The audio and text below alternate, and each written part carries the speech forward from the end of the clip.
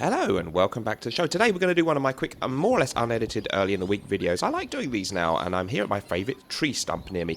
Eau de Cologne Chanel is the first one in this list. This list then, guys, is going to be a list of not your obvious fragrances for summer, not the same as everybody else's list. If you like that concept, please do subscribe to the channel. We're going to talk about some great freshies that I'm looking forward to wearing this summertime and a little bit less talked about ones. Here we go then. This one, for some reason, more or less ignored by the fragrance community.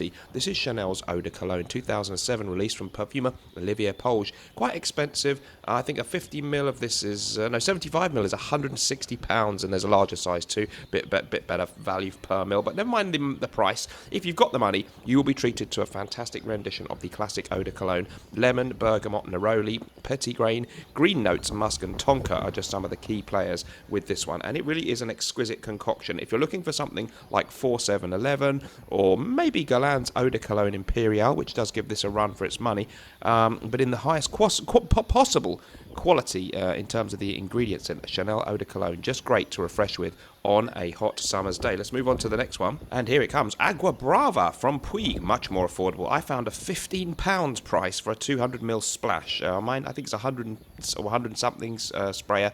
Anyway, you can find this if you look online, dirt cheap wherever you are in the world. Rosendo Mateo, the perfumer, along with Marcel Carles back in 1968, an affordable classic, a rugged, citrusy masculine scent that really has stood the test of time. Lavender, Amalfi lemon, my favourite kind of lemon, bergamot, juniper, sage, pine, bay leaf, clove, thyme, carnation, oak moss, vetiver, leather, sandalwood, patchouli and musk all combined for a very fresh citrus aromatic fragrance with a little bit of an emphasis on the aromatics. It's really got those kind of kitchen herbs and spices, the bay leaf, the clove, the thyme. It's a bit like you're making a lovely spaghetti bolognese. No, it's not, but it is a really good smell. This one just works absolutely every time. You can say I've made a fair old dent in that one. I've only had it about a year. I like the bottle design there, real classic old kind of 70s looking, isn't it? This is 1968 release, would have been therefore a prevalent one that you would have smelled around maybe in the 70s and 80s. Really good stuff for a great price. Nice quality on that. It's so cheap, but I don't find it to smell cheap at all. Love it. Ganymede is next.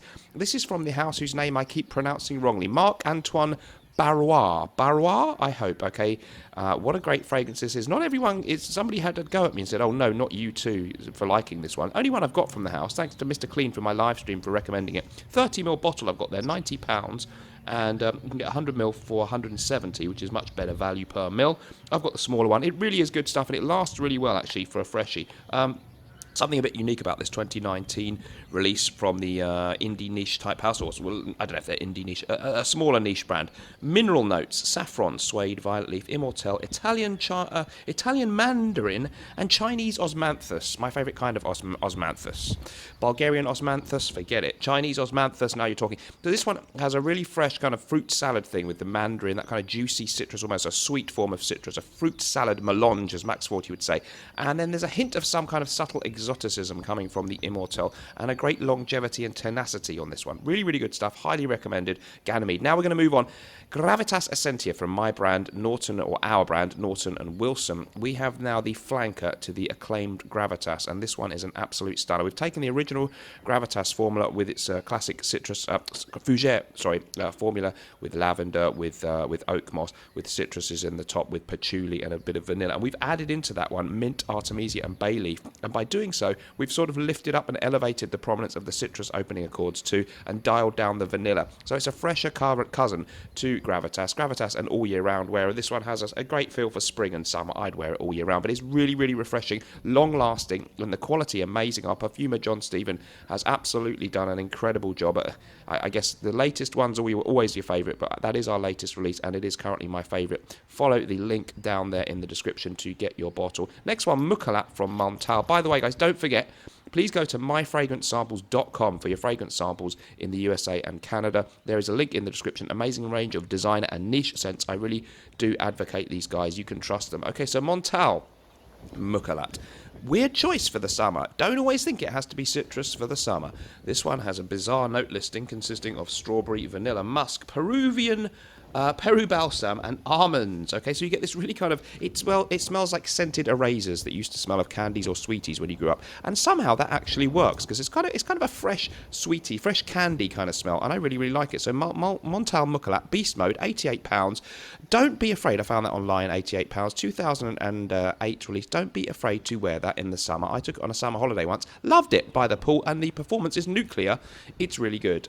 Next up, absolute classic from the House of Guerlain. This is a 1974 release perfume, I think Jean-Paul Guerlain.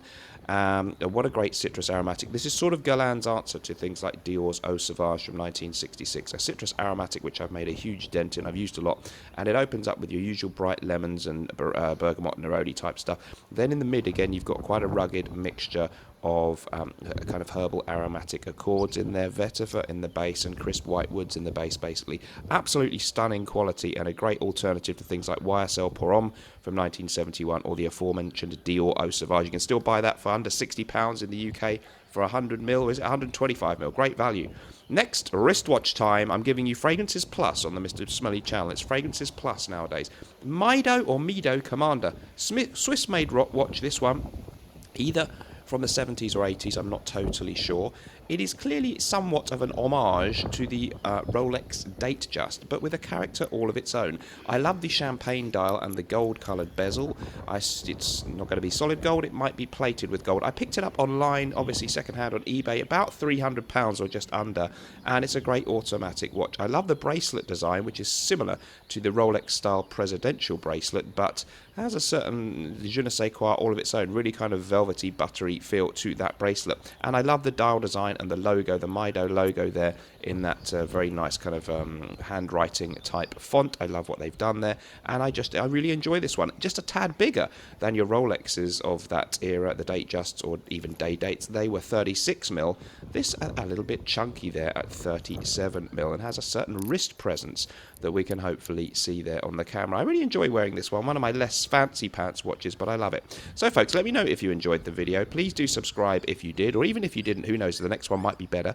Remember, whatever you're doing in life, let's project, and sometimes life may stink, but at least we can always smell good. I will see you in the next video. Goodbye, folks.